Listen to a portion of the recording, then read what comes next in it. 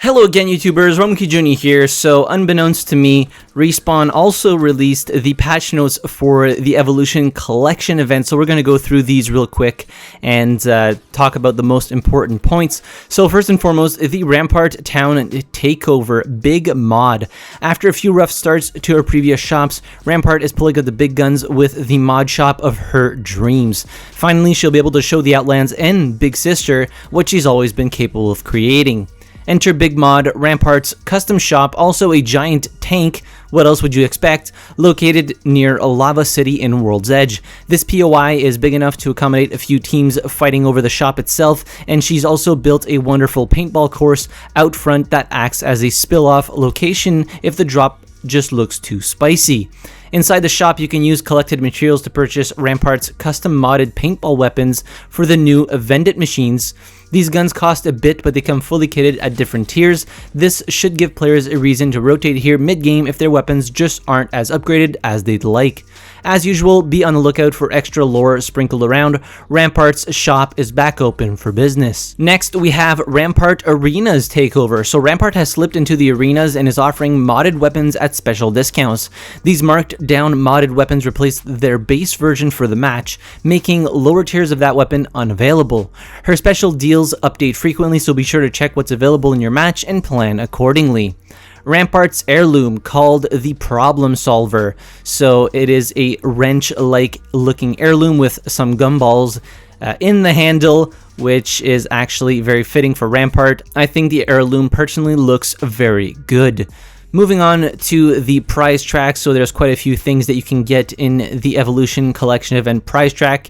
As you can see, there is a Lifeline skin, some weapon charms, a triple take skin, and a wingman skin that from the looks of it is pretty decent. For the duration of the event, there's also going to be some skins rotating in and out of the shop, so keep your eyes peeled for that.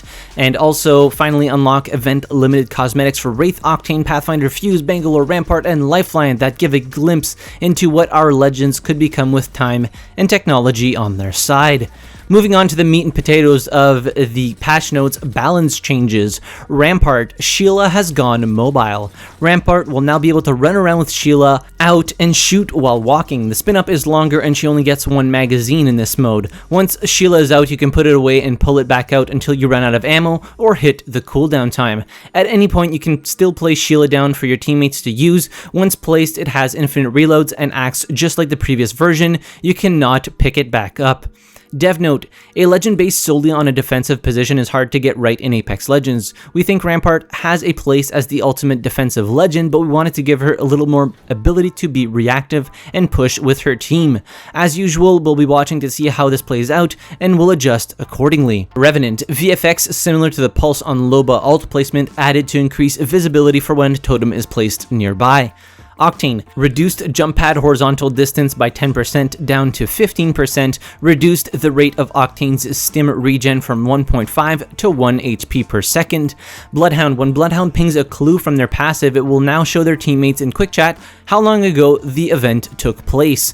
Bowcheck, compound bow, draw speed slightly reduced from 0.56 to 0.54, arrows per brick increased from 14 to 16, arrows per inventory stack increased from 28 to 32. Hemlock, reduced hipfire spread, hipfire resets slightly faster. Dev notes, the Hemlock's hipfire effectiveness was reduced a few seasons ago, and since then the weapon has seen a steady decline in use. Bringing back some of that hipfire strength, but not all, should help the weapon feel more consistent in close quarters without being dominant or affecting its medium range excellence. Shatter caps, Bowcheck, compound bow. Damage per pellet increased across all draw strengths, so short draw damage 4 to 6, medium draw 7 to 9, and full draw 11 to 12. The shatter caps for the 30-30, ADS strafe speed increased to shotgun strafe speed while shatter caps are enabled, and the charged pellet damage multiplier increased from 35% to 50%. Dev notes, when shatter caps work they feel amazing, but currently it can still feel a little punishing to swap into the mode. Increasing the damage potential and improving the CQC flow of the 30-30 should help shatters feel a little bit more accessible and rewarding. The L-Star. So I'm sure you guys were expecting this, but it is getting quite a few nerfs. So the cool off time is slightly increased, overheat lens replacement time slightly increased, rounds before overheat reduced at base in all magazine tiers. So base from 22 to 20, white 24 to 22, blue 26 to 24, and purple/gold 28 to 26. They've also done some arenas price adjustments, so the base cost of the L-Star is now 600 compared to 500. For blue, it's going to cost you 250, and then purple an extra 350 on top of that. Dev notes, we're nudging down the L-Star's core stats a bit to smooth out the power progression in what we think is a slightly more healthy top end. We'll keep a close eye on the L-Star and its recoil as we enter the second half of Emergence. In arenas, we're well aware of its prevalence in high-level lobbies and are pricing it out of the first round. These changes essentially increase the blue cost by 50 and keep the purple price the same. If its pick rate remains unchanged, we will hotfix further adjustments. Shotguns, EVA 8 Mozambique headshot damage multiplier reduced from 1.5 to 1.25, bringing it in line with the Peacekeeper and Mastiff. Dev notes, the EVA 8 holds a lot of power in its speed and leniency compared to its counterparts, the PK and Mastiff. It's got the edge with the fire rate and consistency, so we're shaving off some of its spike damage to even the playing fields. We're normalizing the Mozambique as well for consistency with the shotgun class and to give the P2020 some space as the more precise early game weapon. Triple take, ADS charge time decreased from 1.0 to 0.8. Quality of life updates shortened the out of bounds timer from 30 seconds to 15 seconds. Your timer should be reset after being respawned. Swapping from red to a gold shield with more health no longer requires a long press. Yes! I cannot even count how many times I've died because of needing to do a long press to swap to a gold shield that had more health than my red Evo. Evo shields and death boxes now show their health, which is a nice quality of life update. Early leaver warning has been improved to help people from accidentally leaving before their party is dead. You now need to hold the confirm button down for a small amount of time. The highlighting is different colored than other prompts to catch your attention. Red text warning showing you're leaving penalty added. Added character portraits to detected widget for recon characters.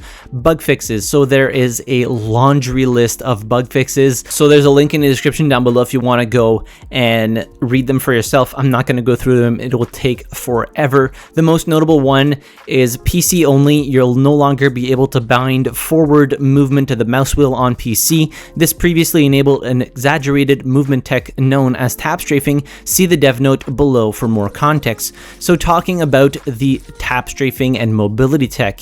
So earlier this week we announced our intention to remove tap strafing, a decision that was met with surprise by many movement enthusiasts. Tap strafing is a term associated with different sorts of movement depending on who you ask. Internally, we generally use it to describe what many associate with scroll wheel strafing.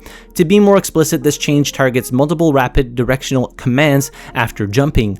Movement should feel unchanged for controllers and for mouse and keyboard players who hadn't heard of the term tap strafe until this week. Thanks to the work of a couple of our engineers, this is now easily tunable on the fly, and we have the ability to iterate on or even revert it completely without a client update. Our goal is to remove some of the sharpness and momentum conservation around 90-degree plus angles. That's what I'm thinking of when I use the terms tap strafe throughout this post. Things like wall bounce redirects back onto that same wall should feel unchanged, but movement afforded by scroll wheel strafing will be removed. Since tap strafing is a unique mouse and keyboard mechanic, many platforms have asked about our approach to controller-specific systems like aim assist. As Apex and its players evolve, it's only prudent for us to continue to evaluate whether or not aim assist needs adjustment. When top-level controller players say they would be alright with nerfing aim assist, we definitely take note. Players should not feel forced to use a specific input type to stay competitive. When people say, gee dang it, Respawn's balancing decisions cater to controller players, the best answer I have is, when it comes to accessibility, we often must consider controller players given the constraints compared to mouse and keyboard. But accessibility isn't the same as balance design, and it's a strawman argument to treat it as such. This is why we believe tap strafing exists solely as a design problem. Even in a mouse and keyboard only Apex world, or a scenario where controller and mouse and keyboard could tap strafe just the same, we don't believe it will be a healthy change with the freedom it currently allows for three main reasons. The first issue, it's highly inaccessible. By inaccessible, we mean that it's an opaque technique that's practically impossible to learn organically, and the most egregious examples require a strange keybind. Secondly, tap strafes have terrible readability and limited counterplay. Path grapples and octane pads aside, I've seen clips of players breaking ankles with victims, including high-skill players who are at a loss for what to do. While it's not terribly prevalent, I'm concerned about how this could continue to evolve as more players adapt and further develop their tap strafe mechanics. The third point, and the most problematic, is how tap strafing is exacerbated by movement abilities. I can buy that a tap strafe at normal velocity in gunfight occurs infrequently and is relatively mild enough to not immediately kill with fire, but path grappling past and tap strafing back onto your face with a mastiff or octane cranking 90s while maintaining ridiculous speed both bring up greater gameplay concerns. Mobility creep is something to be very mindful of in this game. While many love the freedom that Apex movement system affords, constraints are just as important. It's not surprising that mobility legends are highly popular. Why don't we just do more of that? Well, over time, and I'd say we are already seeing it, mobility creep can open up a Pandora's box of new problems to solve. How is third partying affected by mobility? Within a fight, how are front lines defined? How quickly can I close the gap on an enemy? As a game, Apex is designed to work well with a finite number of movement possibilities.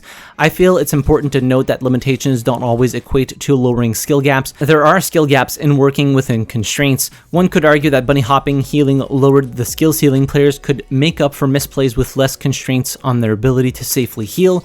Different types of skill expression are changed when we touch something like perfect air control, for better or for worse. Hopefully this provided some context, and as always, we're happy to hear your thoughts. So that closes it for the Evolution Collection event patch notes. Let me know what you think about these in the comment section down below. Are you happy with some of the changes? Are you less happy with other changes? But yeah, hit the like button if you enjoyed the video, subscribe to the channel if you haven't already, and as always, thank you very much for watching. I really appreciate it, and I'll see you guys in the next video. Have a good one.